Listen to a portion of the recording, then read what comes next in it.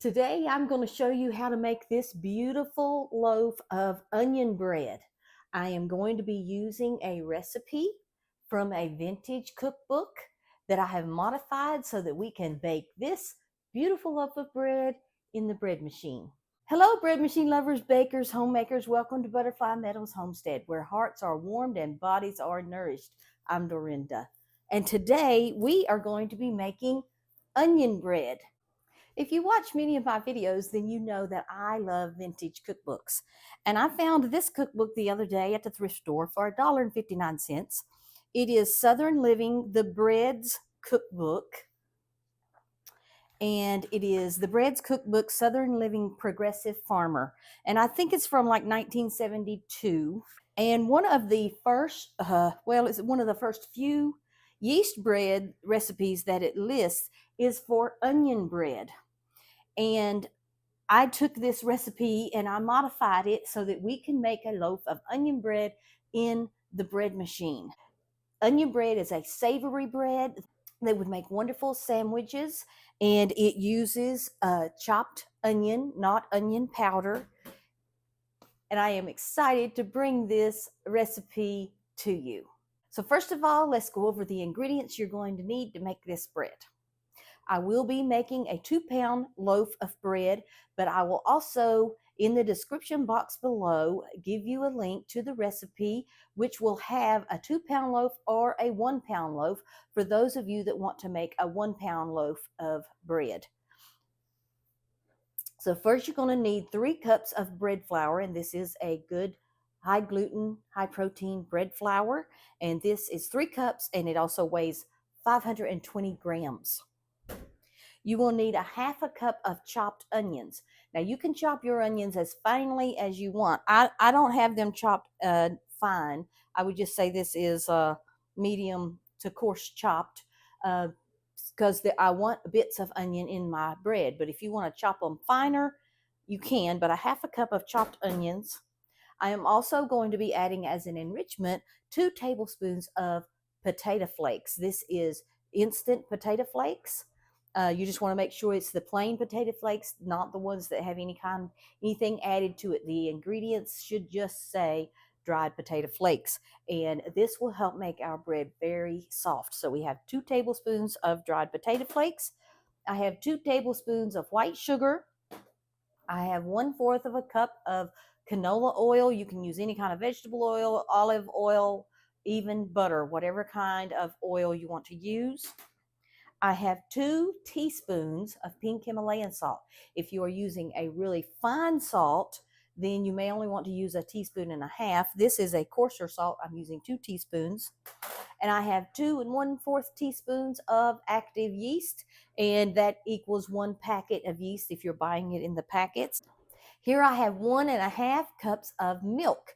Now, I may not use all of this milk, so I'm going to reserve a little bit as I pour it in, but the potato flakes are going to absorb a lot of liquid, so that's why I have 1.5 cups, and I'll show you when we start mixing it all together how you decide if you need more or less of the milk. So that is all the ingredients that you're going to need. We are going to be using the KBS bread machine. You can use any bread machine that you have. We will be using the #1 soft bread menu option on the machine. Whenever you're using your bread machine, it's important that you oil the stem of your paddle.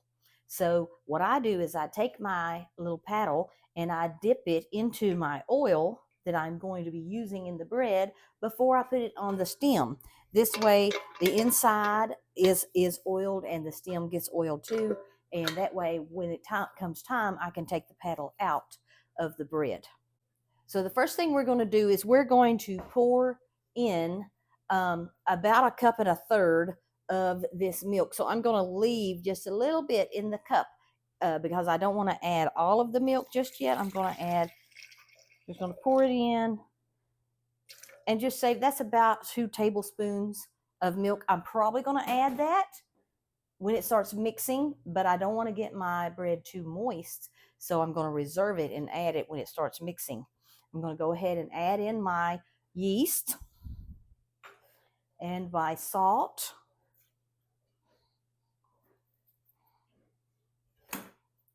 and my sugar,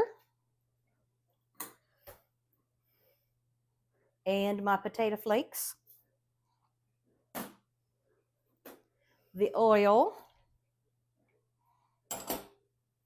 the onions, and now the 3 cups of flour. So now we're going to put it into our machine.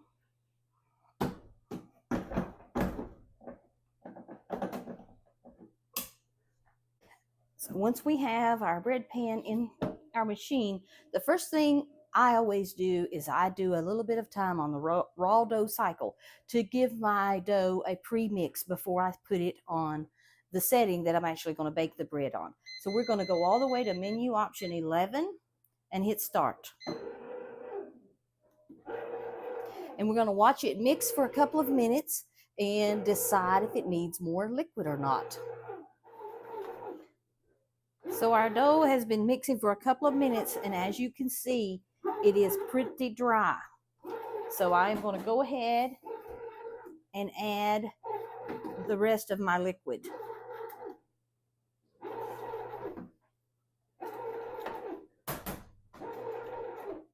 Now we're going to let that continue mixing, and I'll show you what it looks like when it gets all mixed up.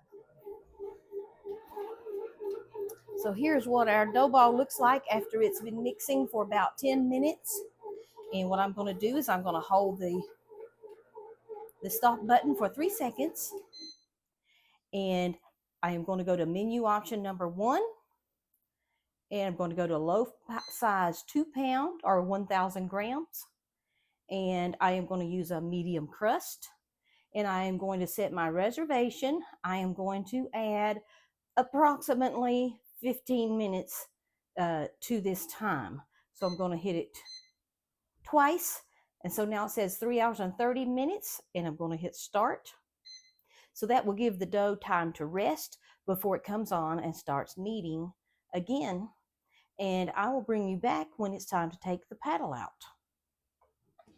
There is 1 hour and 46 minutes left on our cycle. I just wanted to show you how much this bread has risen. It has risen way up over the pan, and in about a minute it is going to do the final knockdown, and then we are going to remove the paddle so that our bread doesn't have a big hole in the middle. And I just wanted to capture it and let you see what it looks like when that happens.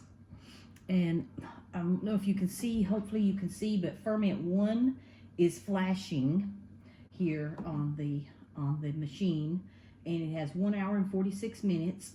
After it does that final knockdown, ferment 3, there it goes, will begin to flash.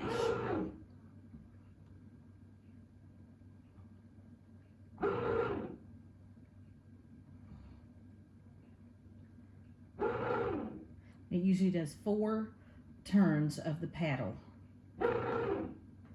which, as you can see, is not nearly enough for how much this bread has risen. So it's really good to take the paddle out. So what I always do is I oil my hands. So I put some oil on my hands so that it doesn't stick. And then I reach in here and grab the dough ball,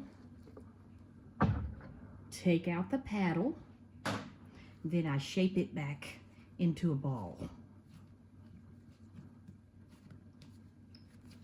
And if there's any giant air bubbles, you're going to want to pop those. Since you're already handling the dough anyway, you might as well pop any giant bubbles, unless you want big holes in your bread, which I don't really care for.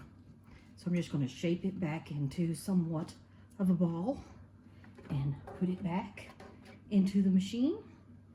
And I want to show you how now, hopefully you can see this, it says ferment 3 is flashing. It's only 2 ferments, but it skips ferment 2. And it has 1 hour and 44 minutes left. I'll bring you back when it's time to take the bread out. It is just about time to get the bread out of the bread machine, and let me tell you, this bread rose up great big. But that's okay. Sometimes when you add certain spices like onions and different herbs, it causes the yeast to be more active and you get a bigger, fluffier loaf of bread, but it is still delicious. It's just a little difficult to get out of the bread machine. Okay, so there our beeper has gone off. I'm going to hold the start button to turn the machine off because I don't want the keep warm to stay on. And look at that. Can you see that?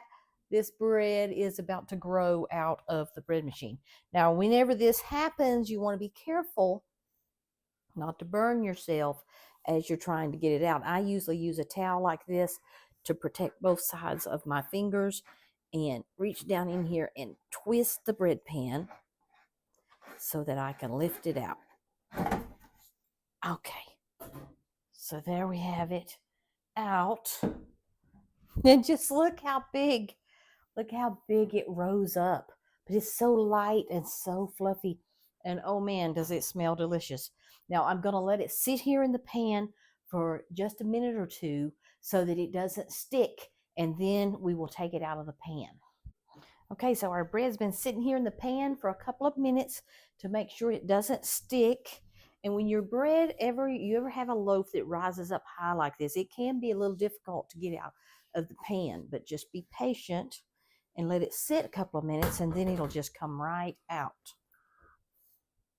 But you don't want to leave it in the pan too long because it'll begin to sweat and that'll make your bread soggy. Isn't this a beautiful loaf of onion bread? Oh, and it smells so good. We're going to slice into it and see what it looks like on the inside just as soon as it cools off. Our bread has cooled and we are ready to slice into it. Now, whenever I have bread that does this, has the little top hat, it's a little hard to get in the slicer, but I usually manage to get it in there. Sometimes I have to cut it. Okay, so get it. If you have a slicer, get it down in there. And we're going to use the electric knife.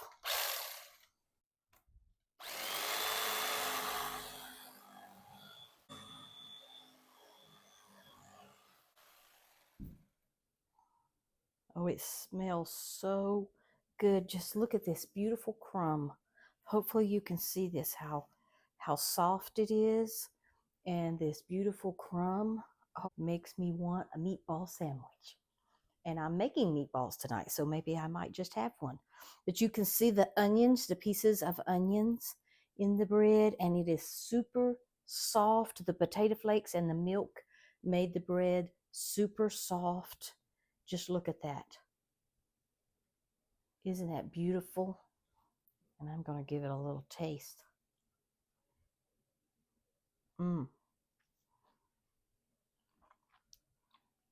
The onions give it a great flavor. I know you're going to love it. So be sure and give this onion bread a try because I know you are going to love it. Don't forget to like, share, and subscribe and leave me a comment below. God bless. Bye-bye.